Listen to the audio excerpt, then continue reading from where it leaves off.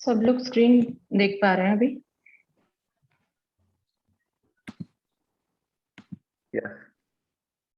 ठीक है।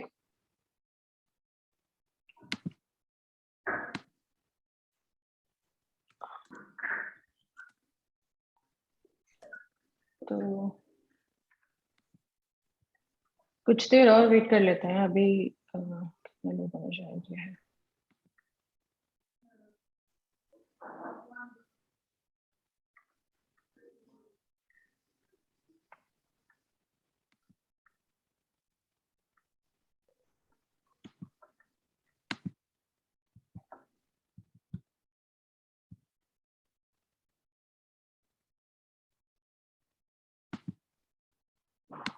हाँ जी,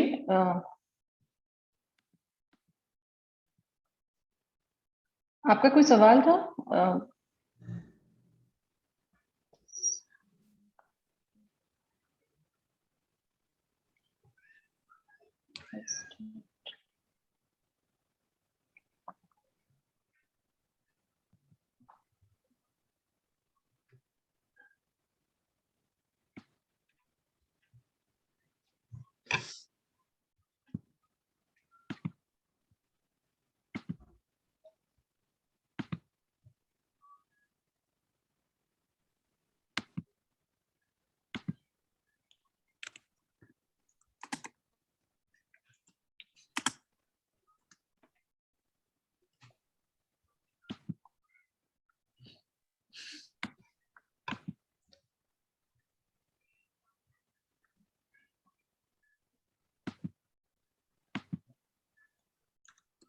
तो मैं शुरू कर रही हूँ अभी। ओके।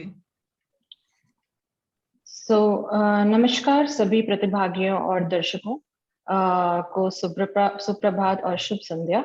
मैं अदिति शर्मा सिंह बहुभाषी सेमिनार श्रृंखला के चौथे सत्र में आप सभी का स्वागत करती हूँ। सत्र हिंदी भाषा में आयोजित किया जाएगा। कृपया इस सेमिनार के लिए आचार संहिता जो आपकी स्क्रीन पर है उस पर ध्यान दें। मेजबानों और प्रतिभागियों के प्रति दयालु और सम्मानजनक बने। चैट बॉक्स में प्रश्न और टिप्पणियां डालें। कृपया अपने माइक्रोफोन मूव करें। इस सेमिनार का उद्देश्य और लक्ष्य है हिंदी बनाम अंग्रेजी में अपने शोध या कार्य के बारे में चर्चा करना। इस बात पर जोर देना कि अंग्रेजी नहीं जानने का मतलब यह नहीं है कि आप एक सफल वैज्ञानिक नहीं हो सकते, और साथ ही इससे संबंधित अतिरिक्त कठिनाइयों, उदाहरण के लिए भारत में अनेक प्रकार की क्षेत्रीय विशिष्ट बोलियां बोले जाने से संबंधित प्रश्न और चिंताओं का समाधान करना। अब मैं अपने विशेषज्ञों के पैनल का परिचय देना चाहूंगी, जिनमें शामिल हैं डॉक्टर प्रतिमा शर्मा पांडे जो कि आइजर मोहाली से हैं, डॉक्टर बालकृष्णन आइजर बहरामपुर से, अविनाश शर्मा जो कि बेन गुरियन यूनिवर्सिटी इजराइल से पीएचडी कर रहे हैं, और दीपांशी कारवल जो कि दिल्ली यूनिवर्सिटी की स्टूडेंट हैं। वे अपने अनुभव साझा करेंगे इस सेमिनार में और चर्चा करेंगे कि करियर के रास्ते कैसे चुनें और वैज्ञानिक संवाद में कैसे शामिल हों। मैं अपने साथी आयोजकों जेसिका वेलेस जो कि जीएसए कर्मचारी हैं, और कौशल कुमार भाटी जो कि यूनिवर्सिटी ऑफ लोवेन में पोस्ट डॉक्टरल वैज्ञानिक हैं, को भी धन्यवाद देना चाहूंगी, जिनके बिना यह आयोजन संभव नहीं होता। तो आइए सवालों और जवाबों से शुरू करते हैं यह सत्र। तो मैं पहले सवाल से शुरू करती हूँ, और यह सवाल सभी पैनलिस्टों के लिए है। तो मेरा पहला सवाल है, हमें अपने करियर या आजीविका पथ और अपने शोध के बारे में बताएं। तो मैं चाहूंगी कि हम लोग डॉक्टर प्रतिमा जी से शुरू करें। ओके, सो मैंने अपना ओके टोटली इन हिंदी। सो मेरा बचपन जो है वो शिमला में, जो कि हिंदुस्तान के नॉर्थ में और हिमाचल प्रदेश में एक शहर है, वहां पर बीता। और उसके बाद मैंने अपनी graduation Saint Bede's College Shimla से की, और उसके बाद मैंने अपनी मास्टर्स हिमाचल प्रदेश यूनिवर्सिटी से बायोटेक्नोलॉजी में की। और उसके बाद पीएचडी के लिए मैं चंडीगढ़ आ गई, और यहाँ पर मैंने माइक्रोबियल टेक्नोलॉजी अनुसंधान संस्थान से अपनी पीएचडी की डिग्री प्राप्त की। वहां पर मैंने मेरा जो काम था वो बेसिकली यीस्ट पर था, और जिसमें हम उसमें सिग्नलिंग पाथवे जो है वो हम देख रहे थे, मैप काइनेस सिग्नलिंग पाथवे। उसके बाद अपनी पीएचडी खत्म करने के बाद मैंने थोड़ा सा अपने अनुसंधान में थोड़ा सा बदलाव किया, और मैंने सी एलिगेंस नाम के एक सूक्ष्म जीवी कीड़े पर काम करना शुरू किया, जो कि एक स्थापित मॉडल ऑर्गेनिज्म है। और इसमें मैंने नर्वस सिस्टम पर काम करना शुरू किया। तो इसमें धीरे धीरे पहले तो मैंने एक डिजीज पर काम किया, जो कि एक हंटिंगटन डिजीज है, और दिमाग की एक बड़ी बीमारी है जिसपे काफी शोध कार्य चल रहा है।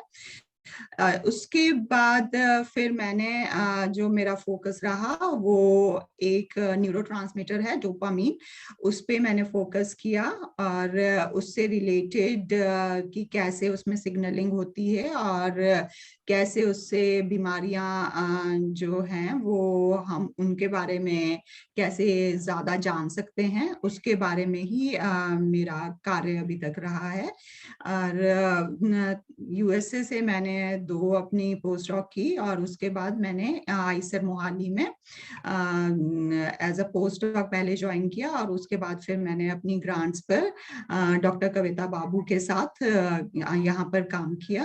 और अभी तक की तो मेरी यही यात्रा है, और उसके बाद अभी ये मेरा काम आईसर में ही चल रहा है। सो यही थी मेरी अभी तक की जर्नी। धन्यवाद डॉक्टर प्रतिमा, बहुत ही बढ़िया आपने रिसर्च शोध किया है। और अब हम डॉक्टर बालकृष्णन की तरफ जाना चाहेंगे, सेम लाइक इसी सवाल के साथ कि अपने करियर और आजीविका पथ और अपने शोध के बारे में बताएं। डॉक्टर बालकृष्णन, आप शायद म्यूट पे हैं। धन्यवाद। तो मित्रों, मेरा नाम बालकृष्णन है और मैं उत्तर प्रदेश का रहने वाला हूँ। उत्तर प्रदेश में एक जगह है बलरामपुर, वहाँ से मैं रहा हूँ। एक गांव है छोटा सा बलरामपुर जिले में, और फिर मैंने ग्रेजुएशन किया वहाँ पर, एक डीवी कॉलेज है पास में बलरामपुर में ही, वहीं से। उसके बाद में स्नातकोत्तर मैंने बनारस हिंदू यूनिवर्सिटी, काशी हिंदू विश्वविद्यालय जिसको कहते हैं, वहां से मैंने जंतु विज्ञान में किया। और उसके बाद में फिर मुझे CSIR की फेलोशिप पर PhD के लिए CCMB Hyderabad, centre for cellular and molecular biology में PhD के लिए जगह मिल गई। तो वहां पर मैंने PhD किया है, वहां पर मैंने PhD किया बायोफिजिक्स में। तो कुछ नए प्रोटीन्स जो होते हैं, देखिए प्रोटीन्स का जो दुनिया है बहुत वास्ट है, और बहुत सारे प्रोटीन्स, स्पेशली जीनोमिक्स जो एरा है उसके बाद में बहुत सारे ऐसे प्रोटीन्स के बारे में पता चला है जो हाइपोथेटिकल भी हैं, वो उनका सिर्फ सीक्वेंस के आधार पर पता चला है कि वो हैं, पर वो वास्तव में उनका अस्तित्व है या नहीं है, और उनका व्यवहार क्या है, काम क्या है, वो सब नहीं पता होती है। तो ऐसे ही कुछ नए क्लास के प्रोटीन्स पर मैंने काम किया। Beta gamma crystalline super family के प्रोटीन्स उनको कहते हैं। वो माइक्रोब्स में, हालांकि उनके जो होमोलॉग्स, उनके जो संबंधी हैं जो आंख के लेंस में पाए जाते हैं, उनका काम पता है, पर बहुत सारे सेम संबंधित प्रोटीन माइक्रोब्स में होते हैं, बैक्टीरिया में और अन्य छोटे जीव जंतुओं में, जिनमें लेंस नहीं होता, जिनमें आंख नहीं होती, तो उनमें उनका काम क्या होता है, उसमें वो कैल्शियम सेंसिंग का भी काम करते हैं। तो उनका जो है बायोफिजिकल स्टडी, उनका प्रोटीन्स का व्यवहार क्या है, उनकी संरचना, उनकी प्रवृत्ति, वो कितने स्ट्रांग होते हैं, वो किस लाइगेंड से बाइंड करते हैं और उनके व्यवहार में क्या बदलाव आते हैं, उन सब चीजों पर मैंने पीएचडी किया है। और उस पीएचडी के बाद में फिर मुझे नेशनल पोस्ट डॉक्टरेट फेलोशिप मिल गई, और फिर मैं आईएसएल बरहामपुर में मैं ज्वाइन किया, और यहाँ पर मैंने स्ट्रक्चरल बायोलॉजी में कुछ नए प्रोटीन्स पर उनकी स्ट्रक्चर जानने संबंधी काम किया है। और अभी फिलहाल मैं उस पोस्ट डॉक्टरल फेलोशिप समाप्त होने के बाद में फिर यहाँ पर एज ए विजिटिंग साइंटिस्ट काम कर रहा हूँ। तो उसमें शोध में मेरा जो था पहले का वो चल रहा है, और उसके साथ साथ मैं विद्यार्थियों को गाइड करना, उनको पढ़ाना, क्लासेस लेना, स्ट्रक्चरल बायोलॉजी और इन सब चीज़ों को तो मैं पढ़ाता भी हूँ साथ में। तो अभी मेरे करियर की स्थिति यही है। जी, धन्यवाद doctor Balakrishnan, thank you so much. तो अब हम मूव ऑन करेंगे अविनाश शर्मा की तरफ, जो अपने करियर के बारे में हमें बताएंगे। नमस्कार, मैं हूँ अविनाश शर्मा, और मैं बहुत ही संक्षिप्त में अपने करियर की इस यात्रा के बारे में आपके सामने बताना चाहूँगा। वर्तमान में मैं बेन गुरियन विश्वविद्यालय में क्राइटमैन आदि छात्रवृत्ति धारक पीएचडी शोध छात्र हूँ, और यहाँ मैं सन 2018 में आया। सन 2018 में मैं यहाँ पर आकर के क्रायो इलेक्ट्रॉन माइक्रोस्कोपी लैब प्रयोगशाला में काम किया, और वहाँ पर मेरा मुख्य कार्य झिल्ली प्रोटीन की अभिव्यक्ति शुद्धि, उनके शुद्धिकरण से और उनका चक्रिकाकरण, जिसे नैनो डिस्क पार्टिकल भी बोलते हैं, उनमें निगमन में था। और कुछ समय पश्चात मुझे लगा कि मुझे कुछ और भी अच्छे क्षेत्र में काम करना चाहिए, मेरा रुचि बदला। इसलिए मैं अभी पादप अणुजैविकी लैब में काम कर रहा हूँ, जहाँ पर मेरा जो मॉडल जीव है, वो जो पौधा है, वो अराबिडोप्सिस कहते हैं उसे, उस पौधे पर काम कर रहा हूँ मैं, जिसमें मेरा मुख्य कार्य प्रोटीन अनुवादन के पश्चात एक बहुत ही महत्वपूर्ण जैविक प्रक्रिया होती है जिसे प्रोटीन यूबिक्विटिनेशन कहते हैं। उनमें एक एंजाइम होते हैं E3 लाइगेज, उनके विनियमन से है। अभी तक जहाँ तक पता किया है उससे यही जाहिर हुआ है मुझे कि ऐसे एंजाइम्स का काम पेड़ में सूखे के समय रेसिस्टेंस पैदा करना है। और इसके पहले, यहाँ आने के पहले 2018 से पूर्व मैं 6 महीने के लिए जूनियर रिसर्च फेलो था जवाहरलाल नेहरू विश्वविद्यालय नई दिल्ली में, जहाँ पर मैं संरचनात्मक जैव प्रयोगशाला में मैंने बतौर JRF काम किया।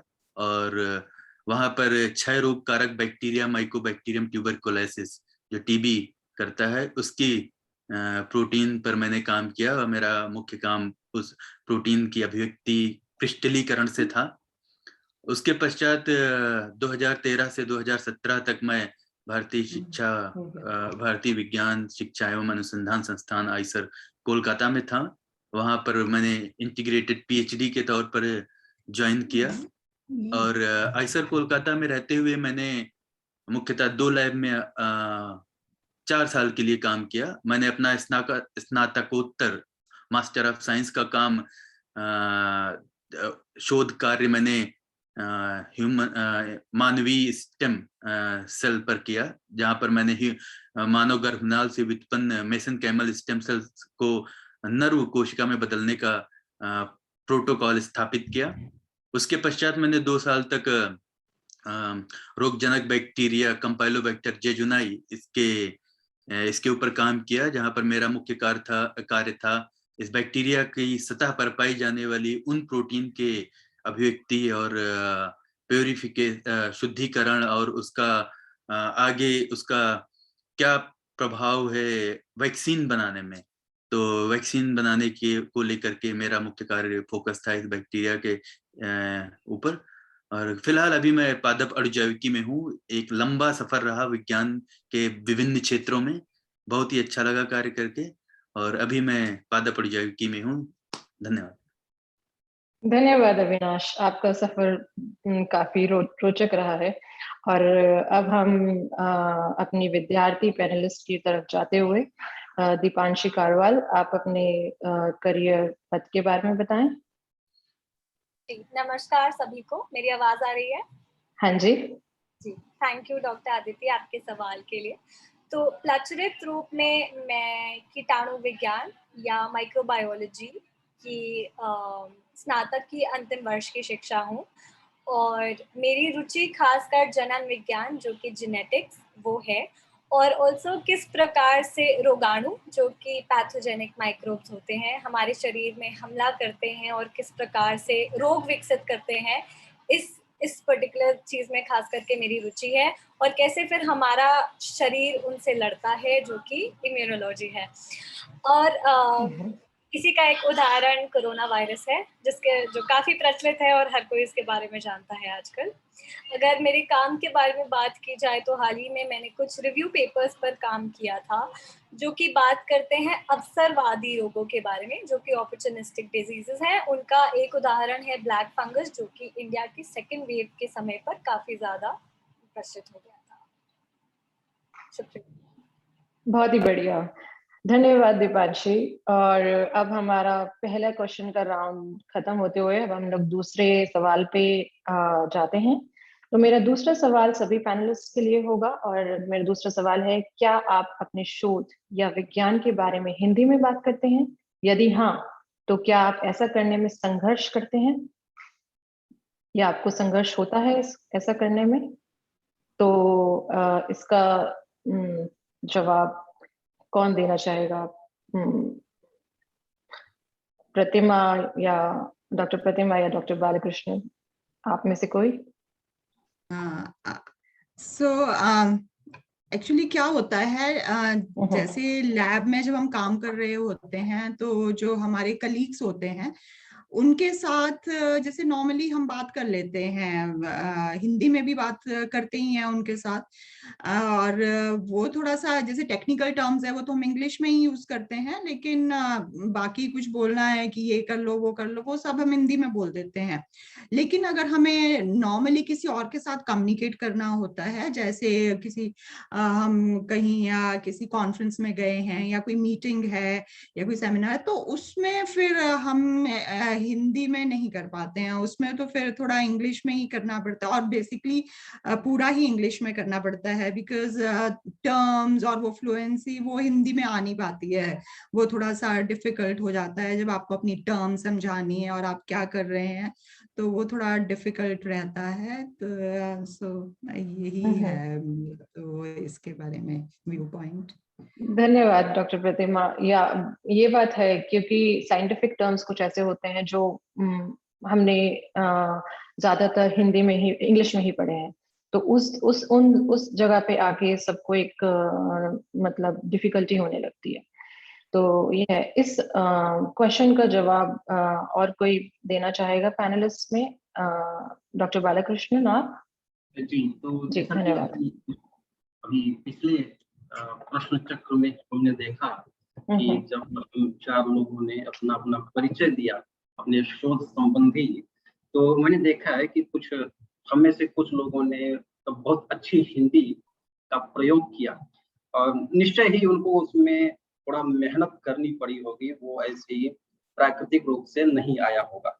मैं जो बोला उसमें मतलब इट वाज ए मिक्सचर। आप देख रहे हैं मतलब स्वाभाविक रूप से हम आपस में ही बात कर रहे हैं कि यहाँ पर जो है देयर इज नो ले पर्सन हियर, लेकिन फिर भी हम आपस में जो बात कर रहे हैं तो किस तरीके से स्वाभाविक रूप से क्या निकल रहा है। सो ये चीज दिखाता है कि हम अपने शोध के संबंध में किसी से बात करते हैं तो हमारी जो स्वाभाविक जो प्रवृत्ति है वो क्या है, और उसके पीछे कारण है, उसके पीछे कारण है जिन पर हम आगे चर्चा कर सकते हैं कि बहुत सारे मतलब उसके कुछ विवशताएं होती हैं कि जिसके कारण हम एक निश्चित सीमा से आगे नहीं जा सकते कि सबको हम सरल हिंदी भाषा में या कोई भी जो उनकी मातृभाषा है उसमें अपने शोध को हम समझा पाए, और उसमें हम कितना प्रयास करते हैं उस पर भी ये चीज निर्भर करती है कि हम अपने काम को सामने वाले को उसकी भाषा में समझाने में कितना महत्व देते हैं। जी हाँ, मैं आपकी बात से पूरा सहमति रखती हूँ, क्योंकि होता है कई बार कि हम लोगों को अभी भी काफी ज्यादा परेशानी होती है, क्योंकि हम लोग यूज्ड टू हो गए हैं इंग्लिश में साइंस को में बात करने के लिए, तो ये बहुत डिफिकल्ट हो जाता है हमारे लिए। इनफैक्ट मेरे लिए भी ये काफी चैलेंजिंग है। तो धन्यवाद। और अब हम लोग अपने तीसरे क्वेश्चन की तरफ जाते हैं, जो है कि क्या आप विज्ञान को लोगों तक पहुंचाने में रुचि रखते हैं? क्या आपको लगता है कि विज्ञान को कई भाषाओं में संचारित करने के में सक्षम होने का कोई फायदा है? और यदि हाँ, तो क्या आपको ऐसा लगता है कि बहुभाषी संचारण आपकी सहायता हुई है? क्या मैं क्वेश्चन रिपीट करूं दोबारा? मेरा विचार है कि मैं प्रश्न समझ रहा हूँ।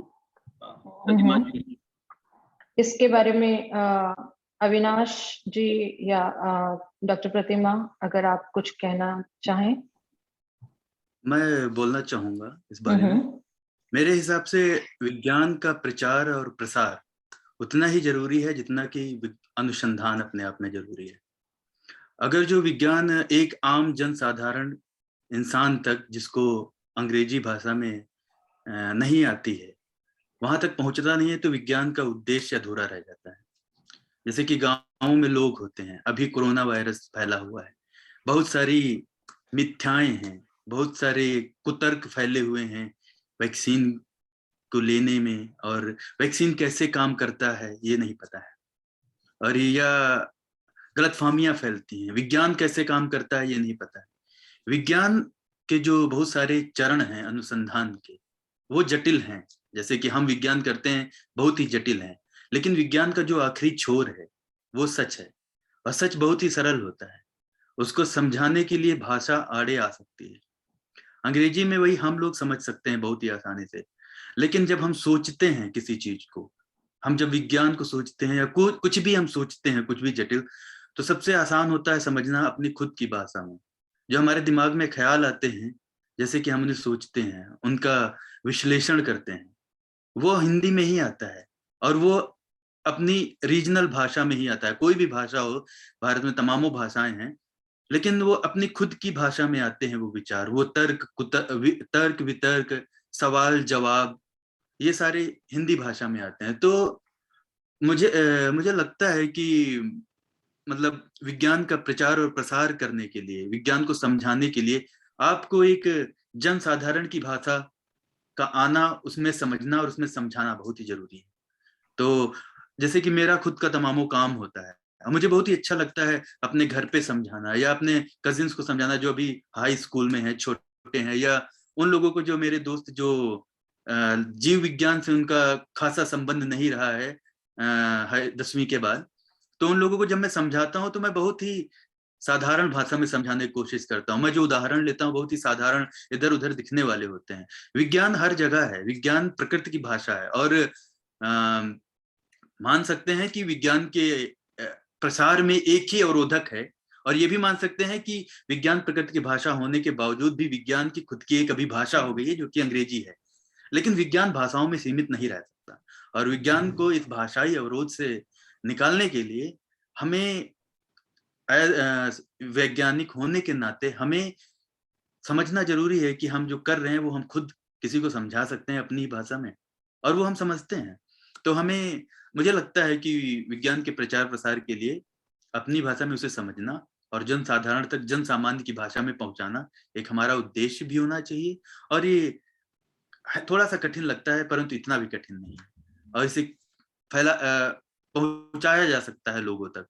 भाषा सीखी जा सकती है बाद में, लेकिन विज्ञान को पहुंचाना जन सामान्य की भाषा में, ये बहुत ही अच्छा काम होगा, और हमें लगता है हम कर सकते हैं इसके बाद, ये काम कर सकते हैं। धन्यवाद अविनाश। डॉक्टर बालकृष्णन, आप इसके बारे में कुछ टिप्पणी करना चाहेंगे? जी हाँ, मैं कहूँगा, पर अगर आप बुरा न माने तो आप प्रश्न को एक बार फिर से एक बार पूरा दीजिए, ताकि मैं स्पष्ट हो जाऊं कि मैं डायरेक्टली उसी का जवाब दे रहा हूं, मैं कुछ भटक तो नहीं रहा हूं। जी बिल्कुल। हाँ जी, मैं इसको दोबारा से बोलती हूँ। क्या आप विज्ञान को लोगों तक पहुंचाने में रुचि रखते हैं? क्या आपको लगता है कि विज्ञान को कई भाषाओं में संचारित करने में सक्षम होने का कोई फायदा है? और यदि हाँ, तो क्या आपको ऐसा लगता है कि बहुभाषी संचारण से आपकी सहायता हुई है? जी, तो देखिए, जो लोग भी विज्ञान के क्षेत्र में रहते हैं, उनके सब लोग एक उद्देश्य से इस क्षेत्र में नहीं आते। किसी का शोध करने का उद्देश्य कुछ और होता है, किसी का कुछ और होता है। कुछ लोग ऐसे होते हैं कि जो विज्ञान के क्षेत्र में आते हैं ताकि वो प्रकृति को, उसके व्यवहार को समझें, नई जो खोजें हो रही हैं उनको समझें, और ज्ञान पाने का एक बहुत बड़ा साइड इफेक्ट यह भी है कि आदमी ज्ञान पाते ही उसके ऊपर ज्ञान को बांटने की जो है धुन सवार हो जाती है। तो एक जो वैज्ञानिक, मैं व्यक्तिगत स्तर पर कह रहा हूँ, क्योंकि ये सवाल व्यक्तिगत है कि क्या मुझे उसमें रुचि है। जी हाँ, मुझे रुचि है, और क्योंकि मेरा जो मोटिवेशन है वो विज्ञान को, प्राकृतिक घटनाओं को समझने का है, और अगर मैं उनको समझता हूँ तो उसको समझने से जो थ्रिल मिलता है वो जब तक हम दूसरों में बांटे नहीं, तब तक वो कुछ ना कुछ कमी सी महसूस होती रहती है। पर हाँ, मैं यहाँ पर एक बात के लिए सावधान करूंगा कि हम, जैसे मैंने अभी पिछले कुछ समय में ये एक ट्रेंड देखा है, एक प्रवृत्ति देखी है वैज्ञानिकों में, कि लोग वैज्ञानिकों को इस दिशा में विवश कर रहे हैं कि उनको साइंस कम्युनिकेशन में इन्वॉल्व होना ही चाहिए, वो उनकी जिम्मेदारी है। और मैं मानता हूं कि ये एक गलत ट्रेंड है। देखिए, शोध करना एक अलग तरह का शिल्प होता है, एक अलग कौशल होता है, और विज्ञान को, जो आपका शोध है, उसको लोगों में पहुंचा पाना, ये एक अलग कला है। और अगर आप किसी वैज्ञानिक का मूल्यांकन इस आधार पर मत करिए कि वो उस ज्ञान को लोगों में पहुंचाने में उत्सुक और सक्षम है या नहीं है, वो आप उसके ऊपर छोड़ दीजिए। जिनके अंदर वो कला है, एक अच्छा वैज्ञानिक जरूरी नहीं है कि एक अच्छा विज्ञान संचारक भी हो, तो आप उनको उनके ऊपर छोड़ दीजिए। अब मैं नेक्स्ट अगले बिंदु पर आता हूँ कि क्या विज्ञान को बहुत सी भाषाओं में प्रचारित करना चाहिए। देखिए, यहाँ पर थोड़ा सा विरोधाभास है। विरोधाभास इस दृष्टि से है कि बहुत सारी चीजें विज्ञान में हैं जो सार्वभौमिक हैं, यूनिवर्सल हैं, और उनमें अलग अलग लोगों में कंफ्यूजन न पैदा हो, इसलिए हम कुछ मानक बना करके रखते हैं। जैसे हम उदाहरण लें कि हम जीव जंतुओं के नाम, उनका जो बायोलॉजिकल नेमिंग सिस्टम है, वो एक यूनिवर्सल विज्ञान में बना करके रखा गया है, ताकि जो लोकल जो नेम्स हैं उनकी वजह से लोगों में भ्रम की स्थिति पैदा ना हो। तो कुछ चीजें हैं कि जिनसे हम समझौता नहीं कर सकते, उनको हमें सबको एक शब्दावली में, एक उसमें करना पड़ेगा। पर दूसरा पहलू ये है कि यदि आप जनता को विज्ञान समझाना चाहते हैं, तो देखिए जैसे विद्यार्थी होते हैं, सभी विद्यार्थियों को पढ़ाने के लिए आप सबके लिए एक तरीका नहीं अपना सकते। उसी तरीके से समाज में हर समाज जो अलग अलग तरीके से पला बढ़ा है, उसकी सीखने की प्रवृत्ति, वो उनकी जो संस्कृति है, वो जिस तरीके से पले बढ़े हैं, वो काफी हद तक उनकी भाषा से जुड़ी होती है। और विज्ञान जब हम लोगों को सिखाते हैं, तो विज्ञान की जो शब्दावली होती है, जो उसमें हम भाषा इस्तेमाल करते हैं, उसमें क्या होता है, देखिए हम मेटाफर्स, रूपक इस्तेमाल करते हैं। जैसे हमने कहा क्रोमोसोम जो शब्द है उसका कुछ अर्थ है। अब क्रोमोसोम, उसके आप डेरिवेशन पर जाइए, it is about chromo, colour and soma, body. जो व्यक्ति उस ओरिजिन से परिचित है, ग्रीक लैंग्वेज, लैटिन लैंग्वेज, उसके लिए इस चीज को ग्रास्प करना, ओके, क्रोमोसोम का मतलब ये होता है, आसान होगा। आप एक हिंदी भाषी से कहिए, वो सोचेगा अच्छा क्रोमोसोम समथिंग, कुछ एलियन उसको लगेगा।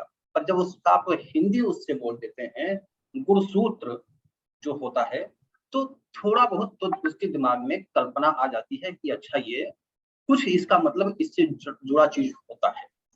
तो ये जो शब्दावली विज्ञान के जो शब्द बनाए जाते हैं, वो सिर्फ विज्ञान के ही नहीं, किसी भी क्षेत्र में ये सब ये इस तरीके से निर्मित किए जाते हैं ताकि आदमी अब जिन चीजों से पहले से परिचित है, उनसे वो उनका संबंध स्थापित कर पाए। अब कोशिका में जो न्यूक्लियस होता है, उसको हम जब हिंदी में केंद्रक कहते हैं, तो एक हिंदी भाषी अगर उसको कुछ भी ना पता हो तो भी वो समझ जाएगा कि अच्छा ये केंद्र में रहने वाली कोई चीज है, ये कोशिका के केंद्र में रहता होगा, इसलिए इसको केंद्र कहते हैं। पर आप उसको न्यूक्लियस बोलेंगे तो उसको वो जो चीज इंट्यूटिवली आनी चाहिए वो नहीं आएगा। तो ये सिर्फ हिंदी की बात नहीं है, किसी भी में हर भाषा वाले से कहना के संबंध में कहूंगा कि यदि आप व्यक्ति को विज्ञान, उनकी जो अपनी भाषा है उसमें आप समझाते हैं, बताते हैं, तो वो जिन परिस्थितियों में पला बढ़ा है उस हिसाब से वो उस सारे ज्ञान को कनेक्ट कर लेता है और उसके लिए उन सारी संकल्पनाओं को समझना आसान हो जाता है। तो इसलिए सबकी भाषाओं में विज्ञान को प्रसारित करना मुझे लगता है कि ये बहुत महत्वपूर्ण है। और देखिए यहाँ पर जब हम बहुभाषी विज्ञान संचार की बात करते हैं तो हमको 3 पहलुओं पर ध्यान देना होता है कि हम किन के हितों की बात कर रहे हैं। एक है, क्या हम विज्ञान के हित की बात कर रहे हैं, हमारी प्राथमिकता क्या है, एक है विज्ञान। दूसरा वो समाज जिनमें हम विज्ञान प्रचारित कर रहे हैं, तो क्या उस समाज का भला होगा। और तीसरा है भाषा, क्या हम उस भाषा के हित में सोचने के कारण हम चाह रहे हैं कि हम विज्ञान को उस भाषा में पहुंचाएं। तो ये 3 पहलू हैं। हम भाषा को, विज्ञान को प्रमोट करना चाह रहे हैं, हम समाज को और उन्नति की तरफ ले जाना चाह रहे हैं, या हम भाषावादी हैं, उस भाषा में हमारा लगाव है। तो बेस्ट विकल्प ये होगा कि जिसमें हम इन तीनों में अगर हमारे प्रयास से इन तीनों का हित हो, विज्ञान भी बढ़े और उस समाज का भी हित हो, और हर भाषा महत्वपूर्ण है, हर भाषा अपने आप में एक अनमोल चीज होती है, उस भाषा की भी समृद्धि बढ़े। तो अगर हमारे इस प्रयास से इन तीनों का हित होता है तो मेरे विचार से वो सबसे अच्छा तरीका है। धन्यवाद बालकृष्णन जी, ये बहुत ही रोचक स्पष्टीकरण आपने दिया। और हमें लगता है कि हम लोग मैं जैसे बोलना चाह रही थी कि अविनाश का जो एक पॉइंट था कि हम लोग पहले सोचते अपनी मातृभाषा में है। हम लोगों को कभी ये नहीं आता दिमाग में कि हम लोग इंग्लिश में सोचें। हम लोग सबसे पहले जो हमारी सोच आती है वो हिंदी में आती है। हमारे जो हाइपोथेसिस, आइडियाज जो भी आते हैं सबसे पहले हिंदी में आते हैं। और हमारे एक दर्शक ने भी ये पॉइंट उठाया है जिन्होंने कहा है कि विज्ञान को लोगों की मातृभाषा या उनकी राजभाषा में प्रचार प्रसार के लिए प्रयास करना चाहिए। तो ये आप बहुत ही आपने स्पष्ट कर दिया इस चीज को कि हाँ, इसकी बहुत ज्यादा जरूरत है। तो अब मैं चौथे क्वेश्चन की तरफ जाते हुए पूछती हूँ, क्या आपको लगता है कि विज्ञान संचार को उन समुदायों तक पहुंचाने के प्रयास करने चाहिए जो अंग्रेजी नहीं बोल सकते? क्या आप किसी हिंदी विज्ञान संचार चैनल या ब्लॉग या ऐसे लोगों या संस्थानों के बारे में जानते हैं? तो मैं ये डॉक्टर प्रतिमा जी से सवाल करना चाहूंगी। ओके, सो अभी तक जैसे बालकृष्णन जी ने भी बताया कि हाँ, हमें जरूर, और अविनाश ने भी बताया कि हमें ये जरूर कोशिश करनी चाहिए कि जो लोग अंग्रेजी नहीं समझ पाते हैं उन तक हम जो है विज्ञान को कैसे पहुंचाएं। तो उसके लिए जैसे जहां पर जैसे अमेरिका में ही, वहां पर इंग्लिश ही उनकी लैंग्वेज है और पूरी दुनिया जो है वो इंग्लिश में ही सब कुछ पब्लिश भी हम अंग्रेजी में, इंग्लिश में ही करते हैं।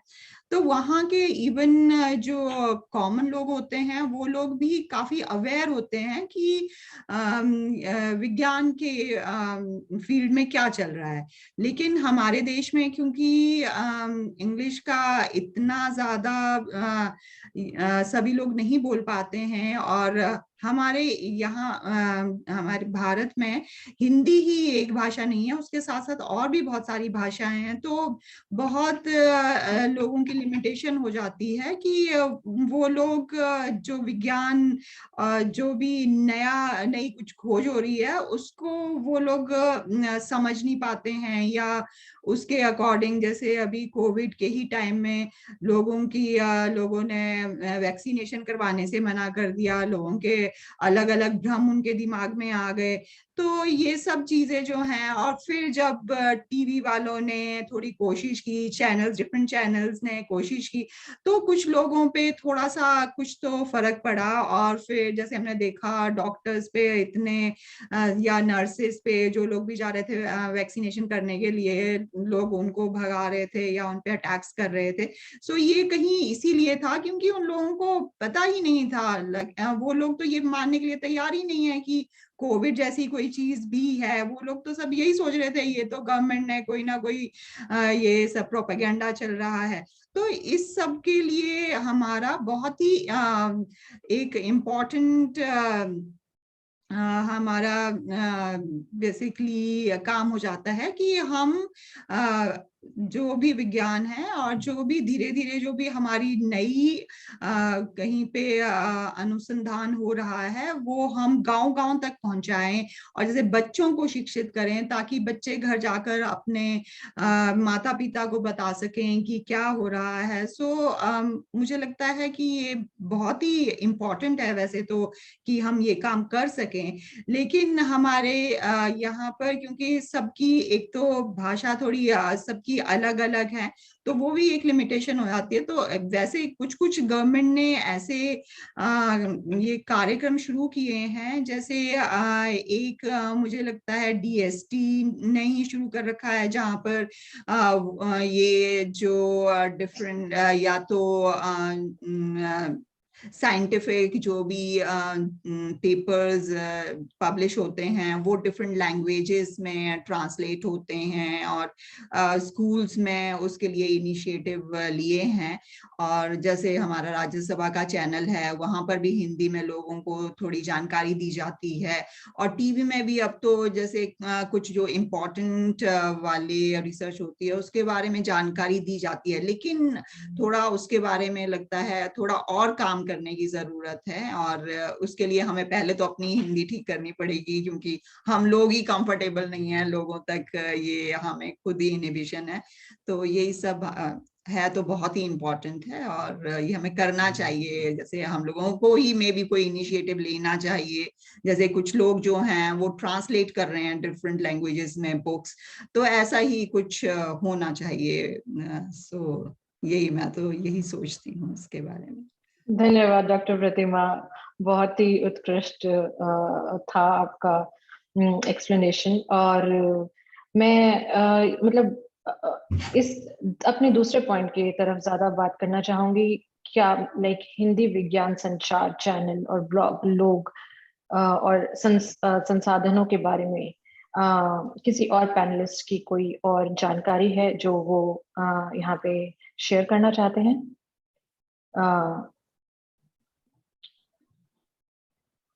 ताकि हमारे दर्शक जान सकें कि और उनकी वो जान सकें इस बारे में कि ऐसे कौन से संसाधन हैं जिनसे वो ज्ञान प्राप्त कर सकते हैं हिंदी में।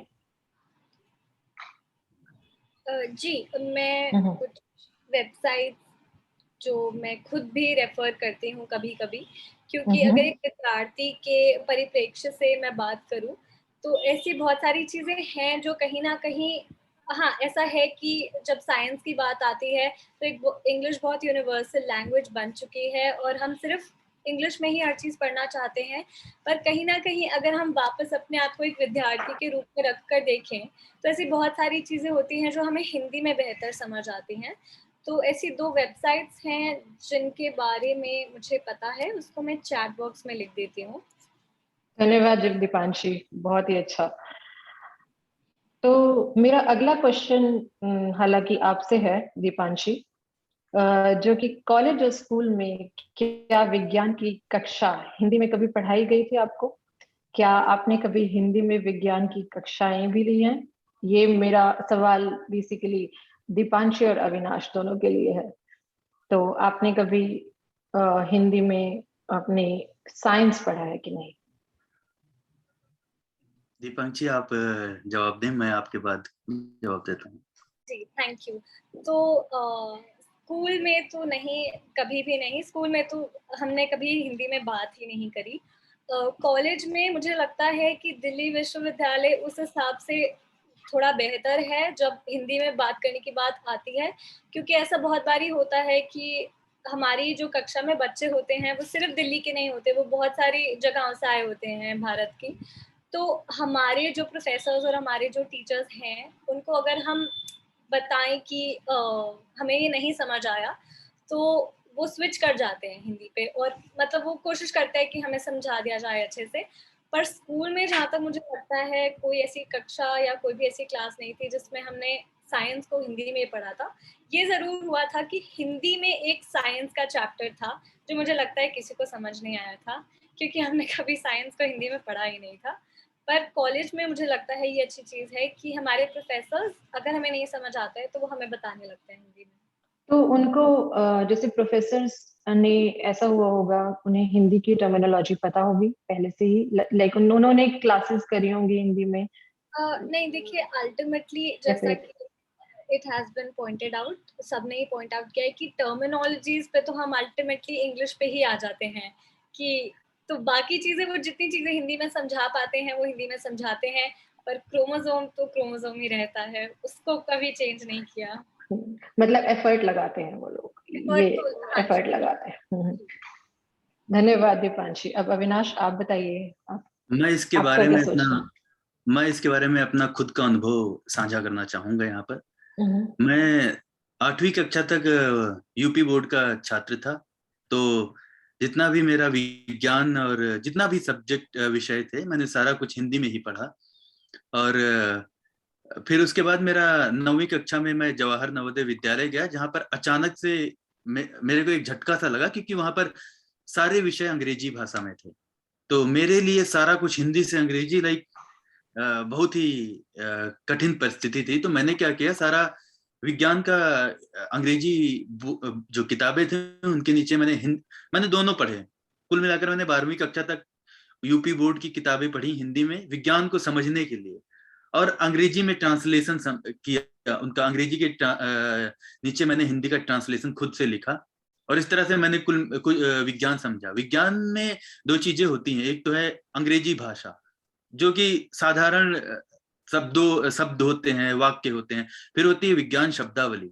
विज्ञान शब्दावली के बहुत सारे हिंदी में भी उनके शब्द है, जैसे फोटोसिंथेसिस प्रकाश संश्लेषण हो जाता है, क्लोरोफिल क्लोरोप्लास्ट हरित लवक हो जाता है, पर्ण हरिम हो जाता है, पर्ण पत्ता हरिम हरा, ऐसे करके जो भी उसका, तो मुझे समझने में बहुत ही आसानी हुई। लेकिन जब मैं इसके बाद, क्योंकि वहां सारा कुछ अंग्रेजी भाषा में था, मैं समझा, बहुत ही समय लगा समझने में, लेकिन विज्ञान में रुचि होने के नाते मैं समझ लिया। बट जब मैं स्नातक कक्षा में पहली बार गया, तो वहां पर मैं तो सीबीएसई बोर्ड से गया था, जिसे अंग्रेजी में आती थी विज्ञान तब तक, लेकिन तमामों छात्र थे जो यूपी बोर्ड से आते हैं।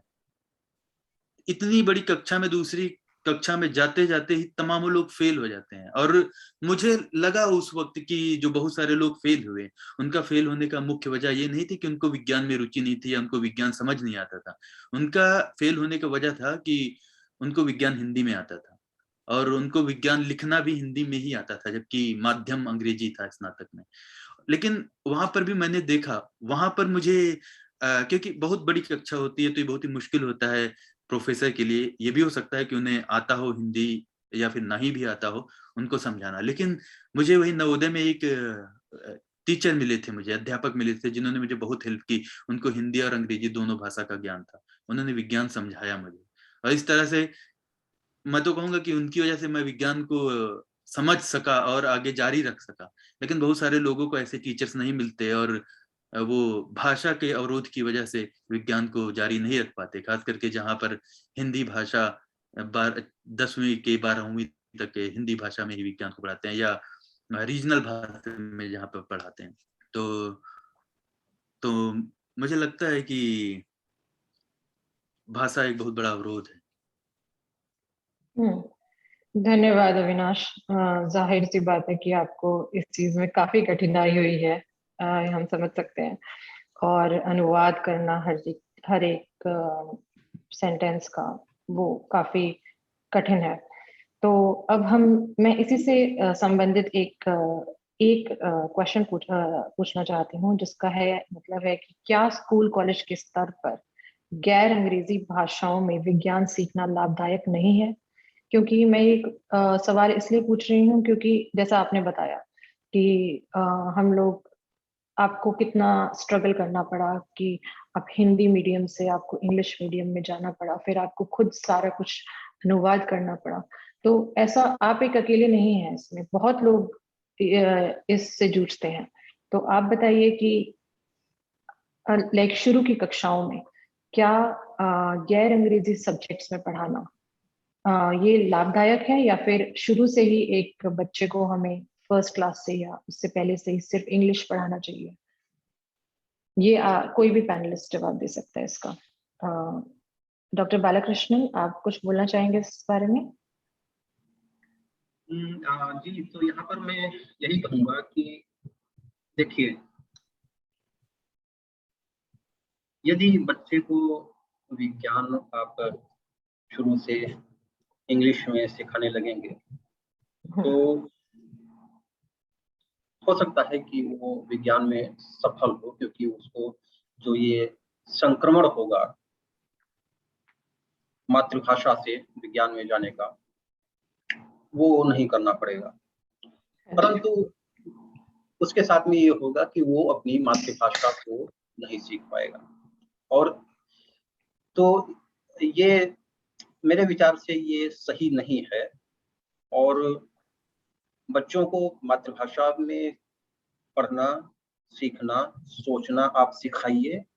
और बहुत सारे ऐसे वर्ड्स होते हैं, देखिए अभी पिछले पैनलिस्ट शायद दीपांशी ने ये बात कही कि हम बहुत सारे जो टेक्निकल टर्म्स होते हैं हम उनका अनुवाद नहीं कर सकते, या शायद अविनाश ने, आई एम नॉट श्योर।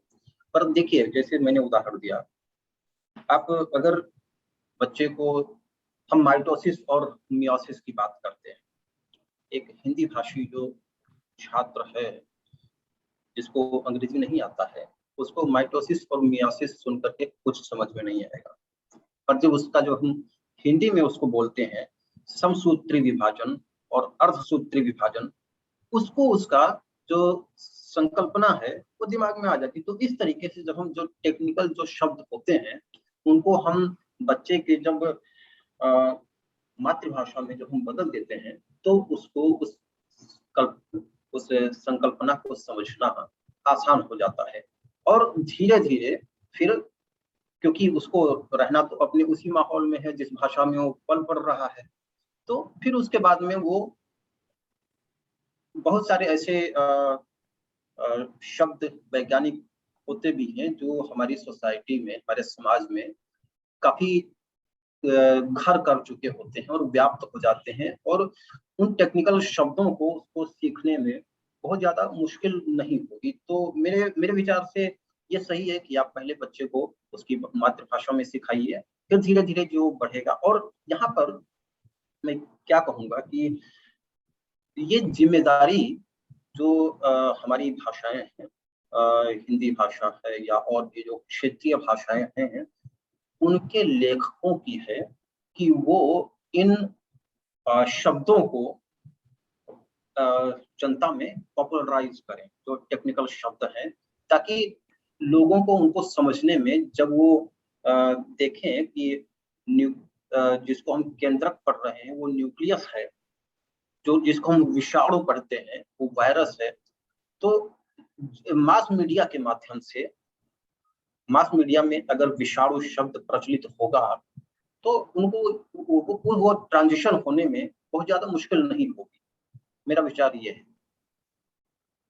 जी हाँ, मैं आपसे सहमत हूँ बिल्कुल। और अभी मैं कुछ दिनों पहले मैं कुछ पढ़ रही थी जिसमें कुछ जाने माने वैज्ञानिक जैसे के विजयराघवन और एनसीबीएस से हैं जो वो भी इसको मतलब विज्ञान संचार को रीजनल लैंग्वेज, क्षेत्रीय भाषाओं में कैसे प्रसारित किया जाए, इसमें काफी रुचि रखते हैं। और उन्होंने ऐसे कुछ इनिशिएटिव्स भी शुरू किए हैं जो अन्य लाइक बहुत बहुभाषा लाइक 22 भाषाओं में उन्होंने शायद कुछ ऐसा किया है कि जिससे विज्ञान संचार में आसानी हो। और आई थिंक ये बात बिल्कुल सही है आपकी कि अगर हम लोग किसी बच्चे को शुरू से अंग्रेजी से लाइक अंग्रेजी में ही पढ़ाना शुरू करेंगे तो वो अपनी मातृभाषा कैसे सीखेगा। और मैं आपसे बिल्कुल सहमति रखती हूँ। इसी से रिलेटेड एक और सवाल है कि एक ऐसे व्यक्ति जिसे अंग्रेजी बोलने नहीं आता और जो कि विज्ञान और जीव विज्ञान में जाना चाहता है, उसे आप क्या सलाह देना चाहेंगे? तो ये आप प्रतिमा जी आप बताइए अगर आपकी कुछ टिप्पणी है इस बारे में। हाँ, एक्चुअली मुझे लगता है कि इससे वैसे ज्यादा फर्क तो नहीं पड़ता। जैसे अभी अविनाश ने ही बताया कि उन्होंने पहले हिंदी में ही अपना कुछ समय तक तो पढ़ाई की है और उसके बाद उन्होंने इंग्लिश में ट्रांजिशन किया है। तो अब वो पीएचडी कर रहे हैं और काफी अच्छा शोध कर रहे हैं। तो इससे वैसे ज्यादा फर्क नहीं पड़ता है, क्योंकि पर ये तो है कि हमें बाद में जाकर तो अंग्रेजी में ही सीखना पड़ता है। पर शुरू में एक लेवल तक तो अगर हम हिंदी में भी सीख रहे हैं तो वो उससे ज्यादा फर्क नहीं पड़ना चाहिए। और फिर वो थोड़ा सा इंडिविजुअल। एक मिनट, मैं जस्ट शायद पुनीत का आप शुरू कीजिए। हाँ जी।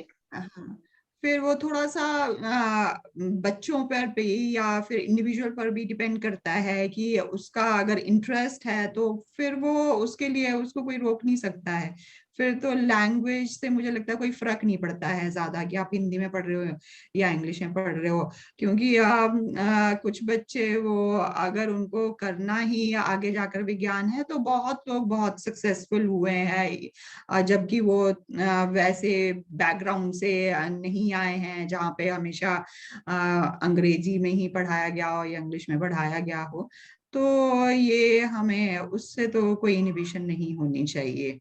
सो ये इंडिविजुअल पर ही डिपेंड करेगा कि वो कैसे आगे जाकर अपना जी फ्यूचर बिल्कुल, अगर कैसे उसके पास सभी साधन है और सभी अच्छे टीचर्स हैं, अच्छे लाइक रिसोर्सेज हैं, साधन है सभी, तो फिर अगर कोई किसी में जुनून है पढ़ने का तो वो आगे जाके करेगा। पर इसमें हमें ये भी चीज ध्यान में रखनी चाहिए कि बहुत ज्यादा थोड़ा सा स्ट्रगल, जो बच्चे शुरू से इंग्लिश में पढ़ते हैं और जो बच्चे स्विच करते हैं हिंदी या फिर किसी रीजनल लैंग्वेज टू इंग्लिश, उनको थोड़ा ज्यादा कठिनाई का सामना करना पड़ता है। तो वो एक चीज है। तो अब अगले क्वेश्चन की तरफ चलते हुए मैं पूछना चाहूंगी कि हाँ जी, हाँ यहाँ मैं एक बात ये जोड़ना चाहूंगा कि जी, हम जो बातें कर रहे हैं ये सिर्फ हम विद्यार्थियों के संदर्भ में कर रहे हैं। उन लोगों के लिए जो विज्ञान के क्षेत्र में अपना करियर बनाना चाह रहे हैं, हम उन्हीं को सिर्फ यहाँ पर ध्यानगत रख रहे हैं। पर हाँ जी, हमको आम जनता को ही इसमें ध्यान में लेना होगा। आप आम जनता को अंग्रेजी सिर्फ इसलिए नहीं सिखा सकते सबको ताकि वो विज्ञान समझे। आप मेरे इस बिंदु को समझिए, क्योंकि आम जनता आम जनता तक अगर विज्ञान पहुंचाना है तो उस उद्देश्य से सबको आप अंग्रेजी नहीं सिखा सकते। वो मतलब ये सुलभ भी नहीं है, सुगम भी नहीं है और उसका कोई मायने भी नहीं। तो आपको विज्ञान को जनता के लेवल पर लाना होगा। विज्ञान को जनता की जो भाषा है उसमें आपको बदलना होगा। विद्यार्थी के लिए जिसकी आकांक्षा है कि मैं वैज्ञानिक बनना चाह रहा हूँ, ठीक है, वो अंग्रेजी सीख लेगा। उसको आप बचपन से अंग्रेजी सिखा देंगे कि वो उसको क्योंकि विज्ञान सीखना है। पर जो आम आदमी है जिसको विज्ञान सिर्फ उतना सीखना है कि दुनिया में क्या हो रहा है ये समझने के लिए, बाकी उसको अपना कुछ और काम करना है, मान लीजिए कि वो सिंगिंग करना है या पेंटिंग करना है और कुछ करना है और उसको कोई इंटरेस्ट नहीं है अंग्रेजी में, तो आप उसको अंग्रेजी में सिखाएं इसलिए क्योंकि आपको विज्ञान सीखना है। तो मुझे नहीं लगता है कि एक सही तरीका है। तो इसलिए विज्ञान को अंत में जो जनता की जो भाषा है उसमें बदलना ही पड़ेगा, ताकि जनता जो है वो अपने घर में बैठे हुए कंफर्टेबली कोई नई भाषा सीखे बिना वो को ही समझती रहे। जी बिल्कुल, हाँ हाँ जी अविनाश कहिए। एक पहलू मैं और यहाँ पे जोड़ना चाहूंगा, क्योंकि हमें पता है कि भारत में अभी भी ऐसे विद्यालय शुरुआत से ही नहीं होते जहाँ पर अंग्रेजी ही भाषा का माध्यम हो। बहुत सारे लोग गांव से आते हैं जहाँ पर हिंदी भाषाई स्कूल 10वीं तक होते हैं, 12वीं तक होते हैं। तो 10वीं या 12वीं में जो विज्ञान सीखते हैं, ऐसा नहीं होता उन्हें विज्ञान नहीं आता या उन्हें रुचि नहीं होती। भाषा की वजह से अगर जो उनका रुचि और उनका विज्ञान में रुचि मर जाए, ये अच्छी बात नहीं होती। तो मुझे लगता है इसके लिए या तो आने वाली जनरेशन को या होने वाले आगे आने वाले टीचर्स को द्विभाषी होना कुछ हद तक मुझे लगता जरूरी है, ताकि अगर जो हम, जैसे मैं खुद ऐसे परिवेश से आया हूँ, तो मुझे लगता है कि एक हद तक कुछ जिम्मेदारी टीचर की भी बनती है, जहाँ पर वैज्ञानिक शब्दावली या ऐसे ट्रांसलेशन को, अनुवाद को कर सकें, ताकि बच्चे में वो रुचि बनी रहे, ताकि वो 10वीं पास करने के बाद इसलिए विज्ञान न ले क्योंकि उन्हें पता है कि भाषा अवरोध बनेगी। अंग्रेजी सीखना, भाषा सीखना ज्यादा कठिन नहीं है और वो सीखा जा सकता है, लेकिन भाषा की वजह से रुचि खत्म हो जाए, ये अपने आप में एक बहुत ही गलत बात होगी। और इसको ध्यान में रखते हुए, क्योंकि हमारे यहाँ हैं ऐसे स्कूल जो हिंदी माध्यम में रहते हैं लगातार, और वहाँ भी विज्ञान में रुचि रखने वाले बहुत सारे बच्चे होते हैं, और वो एक बहुत बड़ा तबका है। और वो तबका कहीं भाषाई अवरोध से खत्म होता रहे लगातार, निरंतर जो जारी है, अभी भी जारी होगा शायद, इसको रोकने की एक जरूरत है। और मुझे लगता है हमारे जैसे पढ़े लिखे लोग जो थोड़ा सा मशक्कत करके, थोड़ा सा मेहनत करके भाषाई शब्दावली, वैज्ञानिक शब्दावली सीख सकते हैं। अभी मैं ही अगर जो आज दिन भर प्रयास करूं तो मैं बता रहा हूँ कि मैं अच्छा खासा सीख सकता हूँ। अंग्रेजी आती है मुझे, हिंदी में कठिनाई होती है, लेकिन जैसे कि मैं अंग्रेजी सीख लेता हूँ, वैसे मैं साइंटिफिक शब्दावली, वैज्ञानिक शब्दावली भी सीख सकता हूँ। और इससे प्रभाव क्या होगा कि वो जो तमामों बच्चे, हमारे जैसे लोग जाके जो आगे प्रोफेसर बन जाते हैं, टीचर बन जाते हैं, वो तमामों बच्चे जो नहीं समझ पाते हैं, उनको समझने में आसानी होगी, और इस तरह से विज्ञान काफी बढ़ेगा और लोग विज्ञान को आगे ले जाएंगे। ये मेरा कहना है यहाँ पे। जी, और इससे ये भी होता है कि करियर ऑप्शंस काफी लिमिटेड हो जाते हैं, काफी मतलब उन बच्चों वो एक स्पेसिफिक, मतलब एक उनके वो ये नहीं सोच सकते कि हाँ उनका रिसर्च या वो साइंटिफिक करियर या एकेडमिक करियर भी प्रोग्रेस हो सकता है। जी, धन्यवाद अविनाश और डॉक्टर बालकृष्णन जी। तो मैं अगले सवाल की तरफ चलते हुए पूछती हूँ आपसे कि यदि आप विज्ञान को संचारित करने में रुचि रखते हैं, तो क्या यह आपके व्यक्तिगत जुनून के कारण है या आप इसे सभी वैज्ञानिकों की जिम्मेदारी मानते हैं? तो ये मैं डॉक्टर प्रतिमा जी से पूछना चाहूंगी पहले।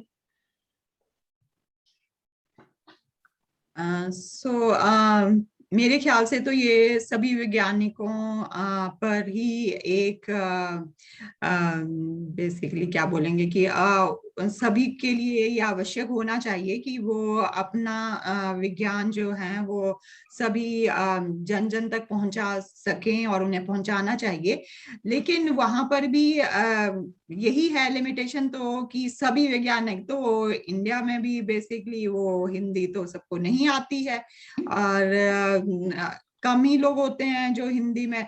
लेकिन हाँ ये है कि अगर वो थोड़ी सी कोशिश करें, और क्योंकि वो जैसे जो बड़े बड़े संस्थानों में वैज्ञानिक हैं और वो थोड़ा सा अगर हायर अथॉरिटीज से थोड़ा सा उनको भी इन्वॉल्व करके कुछ ऐसे प्रयास करें जिससे कि हम अपना विज्ञान जो है, जो बड़े बड़े अनुसंधानों में हो रहा है, वो हम सभी तक पहुंचा सकें, तो ये एक सबके लिए ही वैसे आवश्यक होना चाहिए।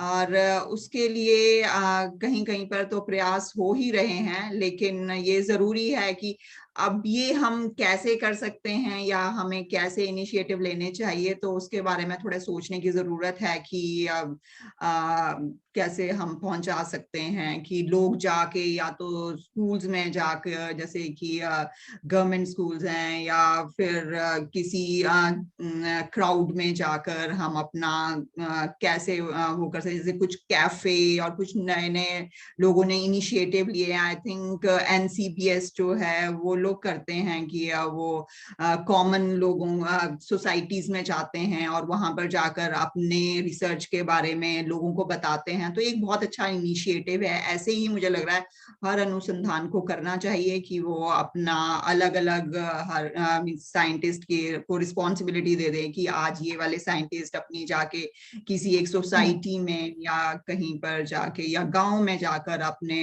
अनुसंधान के बारे में लोगों को समझाएं। तो ऐसे कुछ इनिशिएटिव लेने की जरूरत है सभी लोगों को।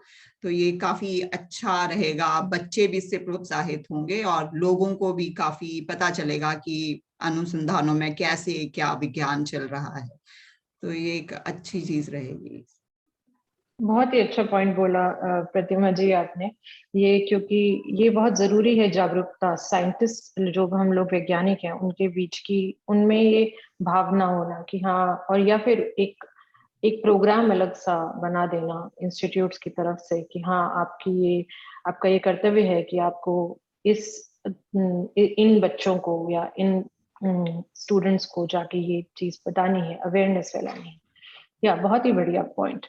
सो दीपांशी, आप क्या सोचती हैं इस बारे में? आप हमारे यहाँ पे सबसे यंगेस्ट पैनलिस्ट हैं, तो आपका क्या मानना है इस बारे में? तो मेरा टेक इस चीज पे थोड़ा सा अलग है।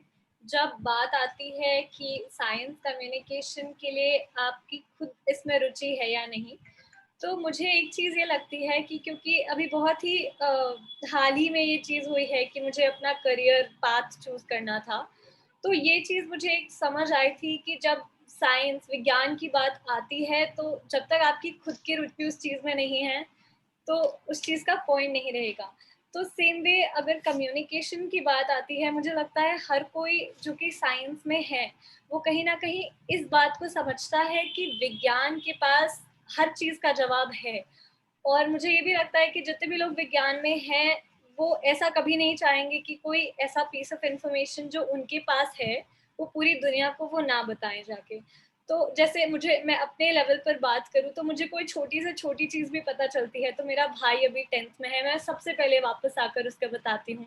तो सेम ही मुझे लगता है कि कम्युनिकेशन आई थिंक रीइंफोर्स करने की ज़रूरत नहीं है। मुझे लगता है कहीं ना कहीं अगर कोई वैज्ञानिक है तो उसके खुद के मन में होगा कि हाँ मुझे जाके ये चीज़ दुनिया को बतानी है। तो मुझे ये लगता है कि साइंस कम्युनिकेशन सबके अंदर है ऑलरेडी। और रुचि की बात तो आई थिंक सबके खुद ही आता है वो चीज़ कि हाँ ये दुनिया को पता होना चाहिए। धन्यवाद दीपांशी। तो अब चलते हुए हमारे सत्र के आखिरी सवाल पर कि क्या आपको लगता है कि हिंदी जन साहित्य स्वयं हिंदी भाषियों को वैज्ञानिक विषयों की ओर उन्मुख करने में बेहतर भूमिका निभा सकता है? ये थोड़ा कठिन सवाल है कि मैं इसको एक बार बोल देती हूँ कि क्या आपको लगता है कि हिंदी मास लिटरेचर मीन्स हिंदी जन साहित्य itself like अपने आप ही क्या एक बेटर रोल प्ले कर सकता है इन ओरिएंटिंग लाइक हिंदी स्पीकर्स का ध्यान रुझाने में टुवर्ड्स साइंटिफिक टॉपिक्स? तो मतलब ये डॉक्टर बालकृष्णन अगर आप इस सवाल का जवाब देना चाहें तो। जी अवश्य। सो देखिए यहाँ पर इस प्रश्न को हम ऐसे देखें कि जनता क्या बोलती है, जनता किस भाषा में समझती है, ये बहुत कुछ इस बात पर निर्भर करता है कि मीडिया उसको क्या परोसता है। आप उदाहरण के लिए देख लीजिए कि हिंदी भाषा भारत में इतना ज्यादा प्रचलित हुई है, उसका एक बहुत बड़ा कारण है बॉलीवुड फिल्में जो भारत के विभिन्न क्षेत्रों में, विभिन्न कोनों में वो हिंदी को लेकर के जाती हैं। हिंदी में विज्ञान कैसे, हिंदी में लोग विज्ञान बोलना कैसे शुरू करेंगे जब उनको हिंदी में विज्ञान की शब्दावलियां समझ में आएंगी। अगर अखबार, अगर विज्ञान की पत्रिकाएं हमको हिंदी में टर्मिनोलॉजी नहीं सिखाती हैं तो आदमी को, जो हिंदी भाषी भी है, उसको भी वो कठिन लगेगा। हिंदी में बहुत सारे जो टर्म्स हैं वो हमको कभी कभी इतने कठिन लगते हैं कि हम सोचते हैं चलो इंग्लिश ही इससे बेहतर है। तो इसलिए अगर जैसे मैं उदाहरण दूंगा, एक शब्द है तनु। तनु सो हम डाइल्यूट के लिए, जो इंग्लिश में डाइल्यूट है, उसको हिंदी में तनु बोलते हैं। अब जो हिंदी भाषी है उसके लिए ये समझना कि तनु और सांद्र जो होते हैं शब्द, वो उसको वो उतना आसानी से अडॉप्ट नहीं करता है। क्यों? क्योंकि भाषा से, जो मेन भाषा है, उससे ये शब्दावली हट चुकी है। तनु का मतलब पतला होता है, ये आम जनता को नहीं पता है और वो एक साइंटिफिक जार्गन बन गया। जैसे हम वर्ड सुनेंगे, हालांकि तन्वी नाम होता है, तनवंगी नाम होता है। तनवंगी का मतलब होता है कि जो पतले शरीर वाला व्यक्ति है, तो वहां तनु का ही इस्तेमाल हुआ है। तनु का मतलब पतला है, पर आम जनता को ये बात नहीं पता है, तो इसलिए लोगों को लगता है कि ये जो शब्द हैं ये बहुत कठिन शब्द हैं। हम ध्रुव की बात करते हैं, ध्रुव जो होते हैं पोल्स होते हैं, नॉर्थ पोल्स, साउथ पोल्स। ध्रुव आम आदमी को जो सुनता है ध्रुव का मतलब क्या है, उसको ध्रुव का अर्थ नहीं पता, जबकि ध्रुव का अर्थ होता है कि जो स्थिर हो। तो धुरी जो होती है पहिए की, वो स्थिर होती है, इसलिए उसका नाम ध्रुव रखा गया है। यदि जो साहित्य है वो इन शब्दों को शामिल करे और आम जनता समझे, ओके ध्रुव, इसको हम उत्तरी ध्रुव और इसको दक्षिणी ध्रुव क्यों बोलते हैं, क्योंकि ये स्थिर रहता है। तो उसको उसको ध्रुव शब्द समझना बहुत आसान लगेगा, वो हिंदी में विज्ञान को आसानी से समझ सकते हैं। तो निर्भर करता है कि हमारे जो समाचार पत्र हैं, हमारी जो पत्रिकाएं हैं, वो हिंदी के इन शब्दों को कितना सहज बना करके जनता में प्रस्तुत करते हैं।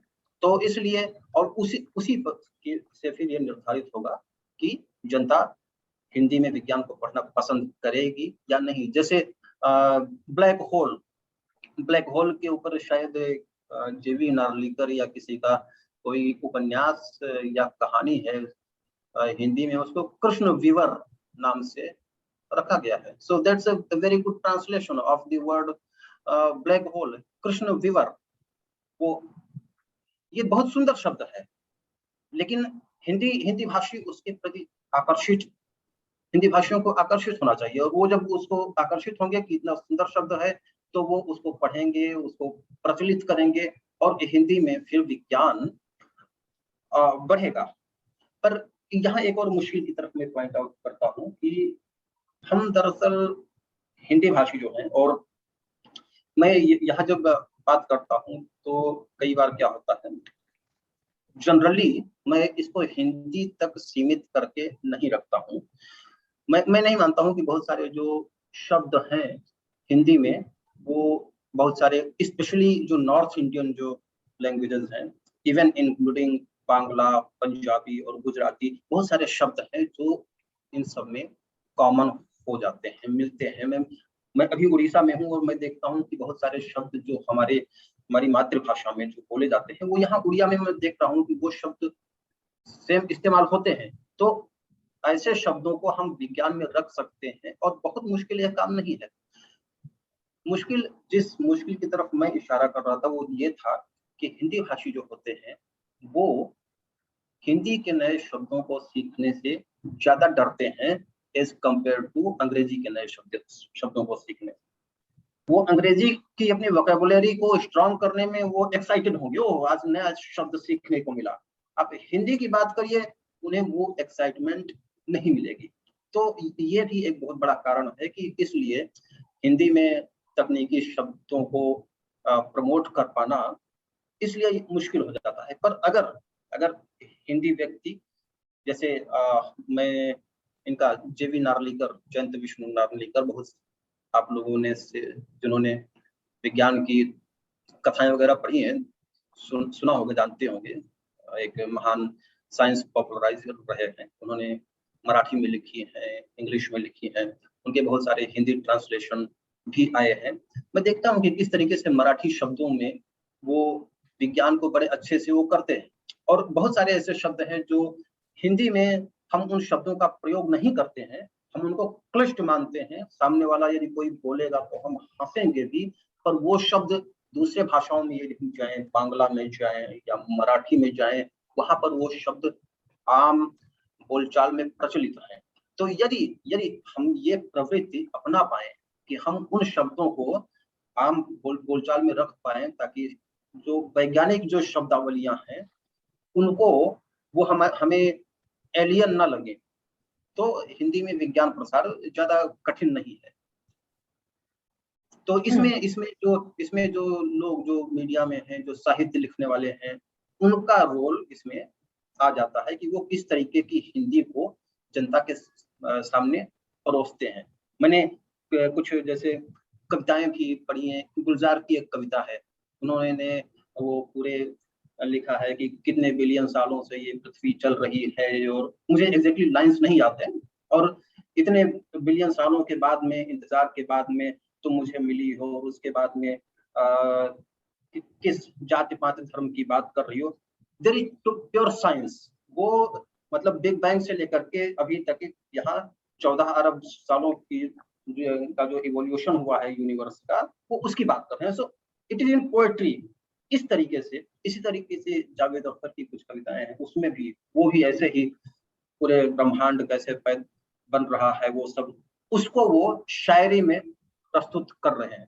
तो इस तरीके से मैं ये कह रहा हूँ कि अगर जो हमारे साहित्यकार हैं, हमारे जो लेखक हैं, वो इन वैज्ञानिक धारणाओं को जनता में पॉपुलर रूप में प्रस्तुत करें, तो बहुत मुश्किल नहीं है यह काम। बहुत ही बढ़िया पॉइंट आपने उठाया डॉक्टर बालकृष्णन। ये बहुत ज़रूरी है और आजकल के विद्यार्थियों में एक समझ होना हिंदी लिटरेचर और हमारी, मैं तो ये भी कहूँगी कि माइथोलॉजी हमारी, उसकी समझ होना भी बहुत ज़रूरी है। क्योंकि हमें भी नहीं पता कि क्या हुआ था, क्या भारत की जो हिस्ट्री है उसके बारे में। तो वो सब चीज़ें अगर एक बच्चा पढ़ेगा तो उससे धीरे-धीरे उसका डेवलपमेंट होगा और वो क्यूरोसिटी बढ़ेगी, एंड क्यूरोसिटी भी विज्ञान का एक क्षेत्र है। तो बहुत ही बढ़िया पॉइंट। और कोई इस पे कुछ टिप्पणी देना चाहेगा, कोई पैनलिस्ट्स? मैं बोलूं? जी, बोलिए। जैसे कि आपका सवाल था, हिंदी साहित्य हिंदी स्पीकर्स को ओरिएंट कर सकता है साइंटिफिक टॉपिक्स की ओर। तो यहाँ पे मैं, जैसे कि डॉक्टर बालकृष्ण ने बताया कि जेवी नार्लिकर की साई-फाई बुक्स के बारे में मैंने 9वीं कक्षा में पढ़ी थी वो, और मुझे बहुत ही अच्छी लगी। अभी भी जैसे मुझे मूवीज पसंद है, साई-फाई मूवीज जो होती हैं बहुत पसंद है अभी तक। और जैसा कि मैं शायद बहुत सारे लोग हों, मुझे नहीं पता, बट भारत में जैसे मैंने हिंदी साहित्य जो साइंटिफिक टॉपिक्स पे कहानियां लिखते हैं, लिटरेचर लिखते हैं, मुझे जेवी नार्लिकर जी का ही नाम पता है। तो मुझे लगता है एक बहुत, या तो सही में बहुत ही ज्यादा मिसिंग है हिंदी साहित्य जो कि लिखता है वैज्ञानिक चीजों के बारे में, जो कि, और दूसरी बात ये भी है कि लाइक विज्ञान किन लोगों तक पहुंचने की बात की जा रही है। उन लोगों की जो अपना करियर चुनना चाह रहे हैं, उन लोगों ने जिन्होंने करियर चुन लिया है, जो कि बिजनेस करते हैं, जॉब्स करते हैं, उन तक विज्ञान पहुंचता रहे साहित्यिक भाषा में, या उन लोगों के बारे में जो कि भी बच्चे हैं जिनके पास बहुत सारे आयाम खुले हुए हैं, बहुत सारे जगहों को चुनने के लिए। तो विज्ञान एक रुचिकर चीज है, वो हर एक आयु वर्ग के लोगों के लिए, हर एक करियर वर्ग के लोगों के लिए पहुंच सकता है, उन लोगों तक पहुंच सकता है। और वहां पर हिंदी भाषा में होना, क्योंकि देखिए विज्ञान की जो भाषा है वो एक अलग भाषा है। जो कोई अगर जो बिजनेस कर रहा है, उनकी जो भाषा होती है दिन प्रतिदिन की भाषा, वो एक अलग भाषा होती है। तो मुझे लगता है जैसे कि साइंस की पत्रिकाएं हो गई, मुझे बहुत ज्यादा पत्रिकाएं नहीं देखने को मिली। यहाँ पर मैं देखता हूँ, लाइब्रेरी में जाता हूँ, तमामों विज्ञान की पत्रिकाएं होती है जिनमें समसामयिक विषयों पर लेख लिखे होते हैं।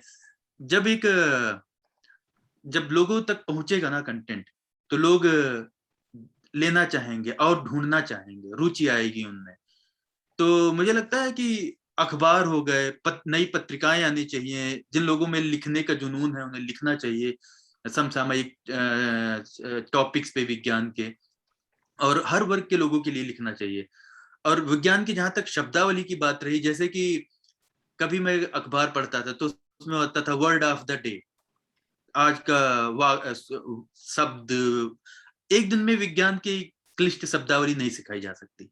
तो अगर जो आप एक छोटी सी कहानी लिखते हैं तो उसमें आपने 4 शब्द यूज किए होंगे हिंदी के, जो थोड़ा क्लिष्ट होंगे। अगर जो आप उनको आसानी से नीचे समझाएंगे तो लोग समझेंगे और उनके दिमाग में वो रहेगा। और विज्ञान को आप किस तरह से कहते हैं, किस तरह से आप उसको कहानी में डालते हैं, कैसे समझाते हैं।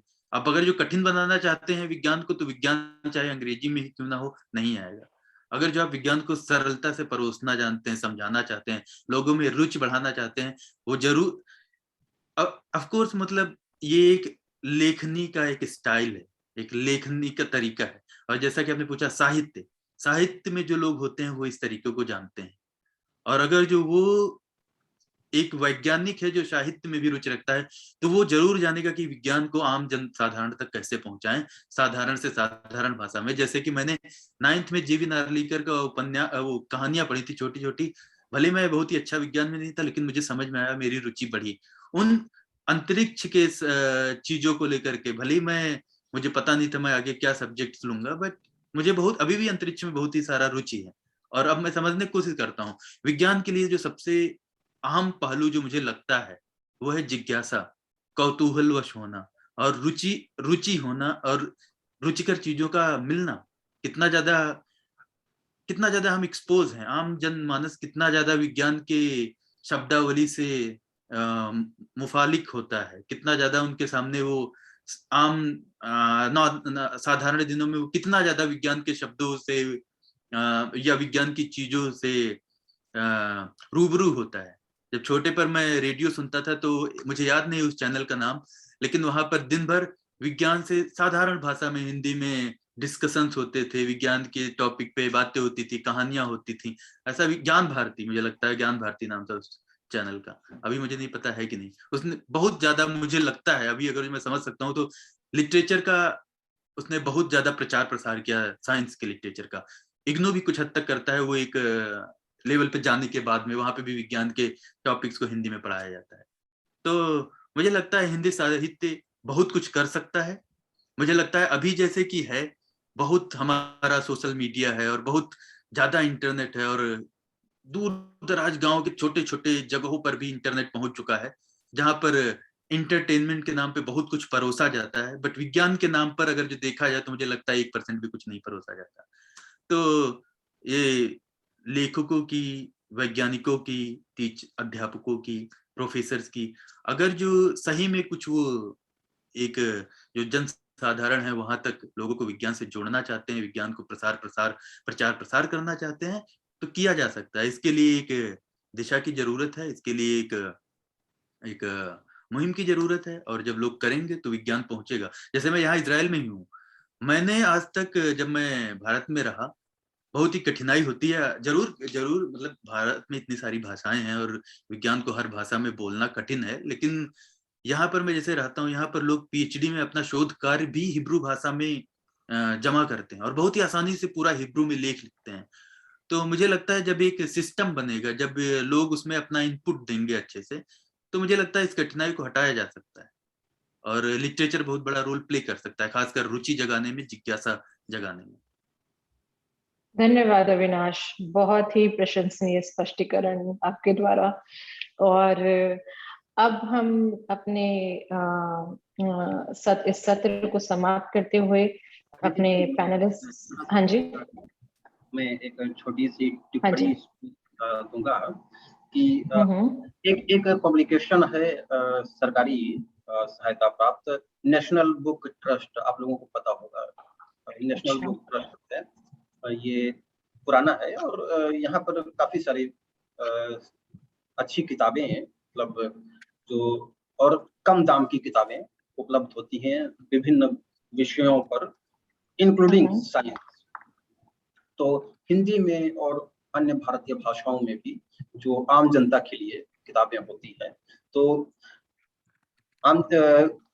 उसकी मदद ली जा सकती है। वहां पर आप विषय के हिसाब से बहुत सारी किताबें लेकर के, और कम दाम में ये किताबें उपलब्ध होती हैं नेशनल बुक ट्रस्ट में। और जैसा अविनाश ने कहा कि जेवी नार्लिकर के अलावा शायद और साइंस पॉपुलराइजेशन का नाम नहीं सुना, क्या यही बोले थे ना Avinash? J V Narlikar was the, yes, he influenced me too immensely. मतलब विज्ञान को, मैं भी विज्ञान प्रगति का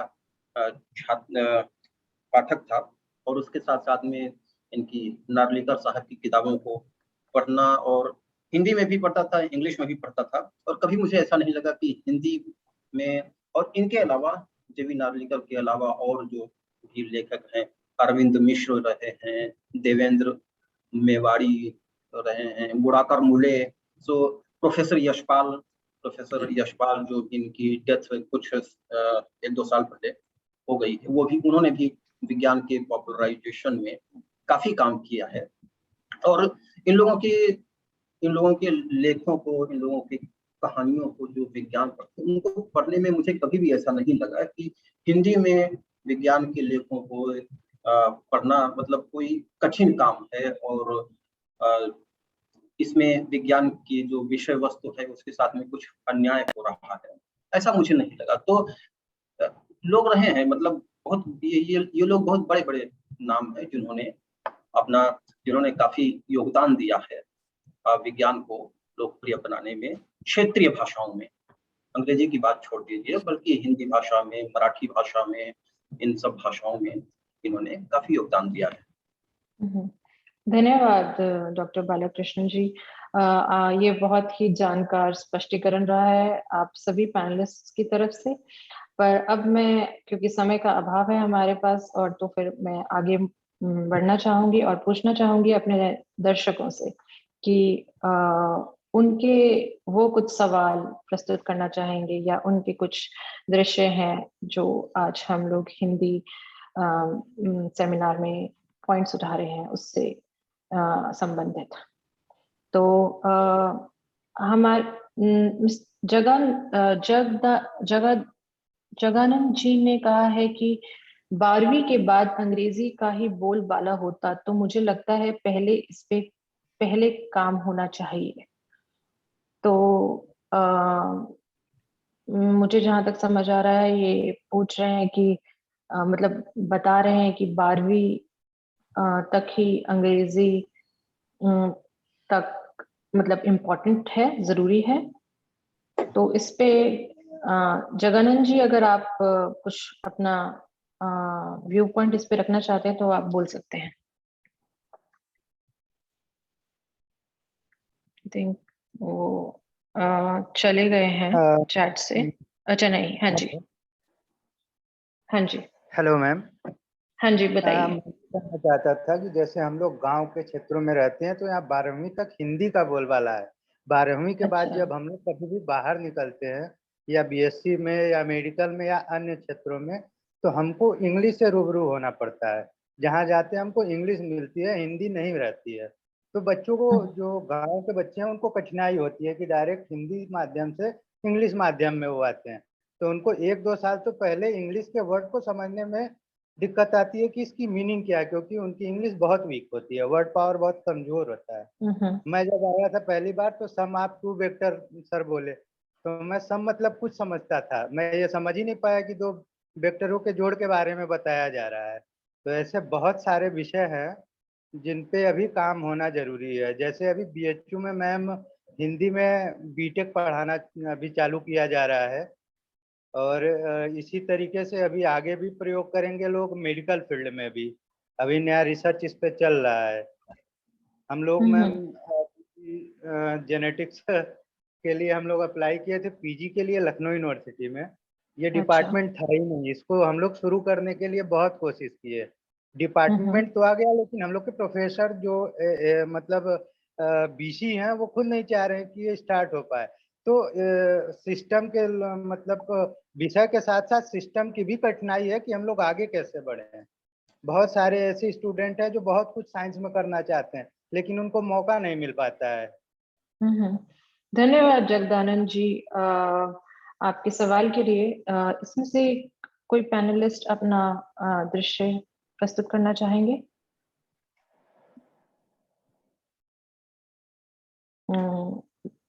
अविनाश शर्मा। जैसा कि मैंने कहा कि जरूर 12वीं के बाद जैसे कि बोर्ड होते हैं, जो स्टेट बोर्ड्स होते हैं, वहां पर जैसे कि रीजनल भाषा में सब्जेक्ट पढ़ाए जाते हैं बच्चों को। 9वीं तक मैंने खुद हिंदी में, 8वीं तक मैंने खुद हिंदी में सारे सब्जेक्ट पढ़े। फिर अचानक से एक कंपटीशन जैसे कंपटीशन विज्ञान के मामले में मुझे नहीं लगता है कि जो हिंदी में विज्ञान पढ़ा या जो इंग्लिश में पढ़ा, उन दोनों में कोई कम या ज्यादा का कंपटीशन होता है। लेकिन वो जो भाषाई अवरोध होता है वो एक तबके को, जिसको हिंदी में विज्ञान आता है, उसको एकदम फिल्टर आउट कर देता है, अलग कर देता है। उनमें भले विज्ञान में रुचि हो, विज्ञान समझते हो, विज्ञान में जिज्ञासा हो, इस सबसे कोई मतलब नहीं। जिन्हें अंग्रेजी में आती है वो आगे जाते हैं। तो ये एक तरह से बहुत ही गलत है जिनके लिए हिंदी आती है। तो और यहाँ पे कौन कर सकता है? यहाँ पे या तो गवर्नमेंट कर सकती है, या तो वो टीचर कर सकते हैं, या तो वो, जैसे मुझे जो टीचर मिला उसमें पैशन था साइंस सिखाने का। उसने यह जान करके कि मुझे हिंदी आती है, विज्ञान में रुचि है, उसने मुझे फिर भी सिखाने की कोशिश की, मैं आगे बढ़ा। लेकिन जहाँ पे नहीं होता है, जहाँ टीचर्स को लगता है कि क्योंकि सब्जेक्ट इंग्लिश में है तो हम इंग्लिश में पढ़ाएंगे, हिंदी वाले छूट रहे हैं छूट जाए, वहां पे टीचर्स ध्यान दे सकते हैं। वहां पे ये कोई बहुत बड़ी बात नहीं है स्टेट बोर्ड्स के लिए ये समस्या को रिकॉग्नाइज करना कि हाँ, दूसरे हिंदी बोर्ड वाले भी स्टूडेंट्स आएंगे स्नातक में, तो इस समस्या का समाधान करना, या जो क्लिष्ट वर्ड जहाँ पे आते हैं उसको समझा देना, या पूछना बच्चों से कि जो हिंदी भाषाई है क्या उन्हें हमारा एक्सप्लेनेशन समझ में आया? तो ये किया जा सकता है, लेकिन करिकुलम को आगे बढ़ाने, जल्दी से खत्म करने के चक्कर में ये एक बहुत बड़ा गैप रह जाता है दो डिफरेंट भाषाओं के बीच में। तो मुझे लगता है इसका सोल्यूशन, जो इसका समाधान है, वो टीचर, प्रोफेसर, यूनिवर्सिटी और एडमिनिस्ट्रेशन सिस्टम ही कर सकता है।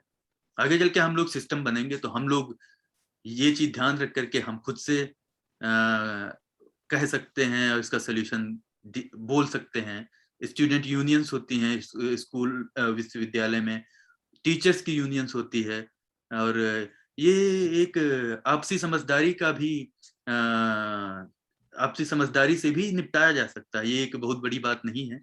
बहुत सारे लोग होंगे अभी अभी के समय में, जो पुराने के समय के जो टीचर्स हैं या अभी के समय के टीचर हैं, विज्ञान में कोडिंग की जरूरत पड़ने लगी है अभी, और मुझे नहीं लगता कोडिंग कठिन है हिंदी के क्लिष्ट शब्द सीखने से। तो अगर जो आप कोडिंग सीख सकते हैं, आप नई भाषा सीख सकते हैं, तो आने वाले जो भविष्य के बच्चे हैं जो फेल हो रहे हैं आपके सामने, आप उनके लिए थोड़ा सा शब्द भी सीख सकते हैं। इसका समाधान बहुत ही आसान है, जरूरत है बस समाधान करने के लिए एक विल पावर का होना। धन्यवाद अविनाश। डॉक्टर प्रतिमा, आपकी कुछ टिप्पणी इस बारे में?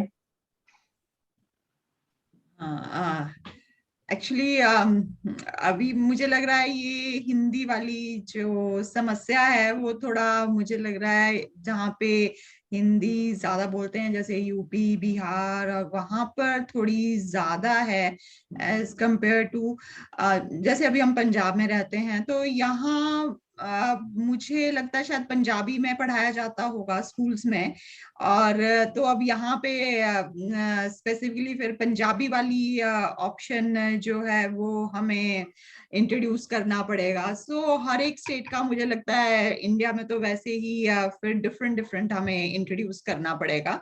तो हो सकता है वैसे अभी तक होते हैं कुछ स्टूडेंट जैसे आइसर में भी आते हैं, वो जब लैब्स में आते हैं तो उनके साथ आपको हिंदी में ही बात करनी पड़ती है, उनको हिंदी में ही समझाना पड़ता है, बट धीरे धीरे वो लोग फिर सीख जाते हैं। बट हाँ, ये चीज इंपॉर्टेंट है कि शायद आइसर जैसे या जो भी बड़े बड़े इंस्टीट्यूट्स हैं वहां पे भी अगर हम हिंदी में पढ़ाने में और समझाने में थोड़ा सा इनपुट दें तो शायद वो उन स्टूडेंट्स के लिए अच्छा होगा। जैसे यहाँ पे ऑलमोस्ट 200-250 बच्चे एक बारी में आते हैं, तो वो सबका, वो तो पूरे इंडिया से आते हैं, तो उसमें कैसे अगर डिफरेंट लैंग्वेजेस को आपको इंक्लूड करना है तो वो अब उसके लिए थोड़ा काम करना पड़ेगा, जो कि बहुत आसान तो नहीं रहेगा, क्योंकि हिंदी के साथ साथ बहुत डिफरेंट लैंग्वेजेस के बच्चे भी आते हैं।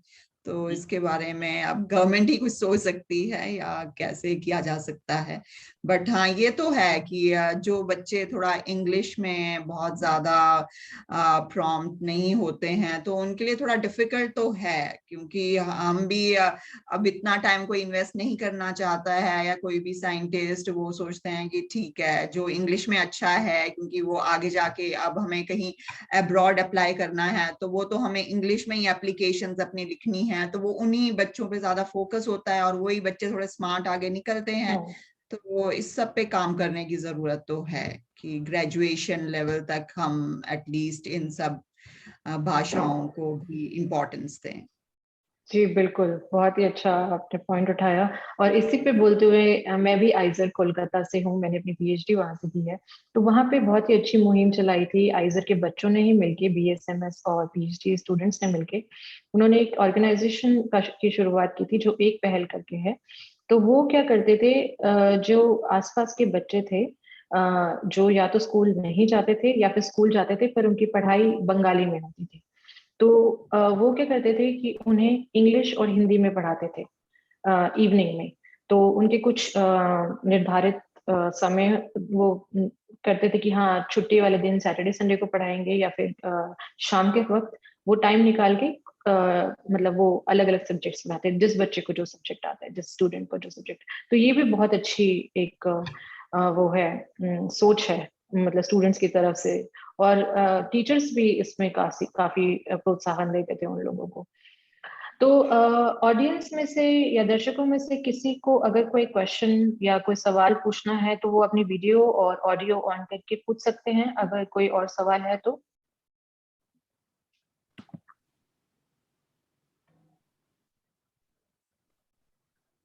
पुनीत जी, आप कुछ पूछना चाहते हैं? आपकी ऑडियो म्यूट पे है।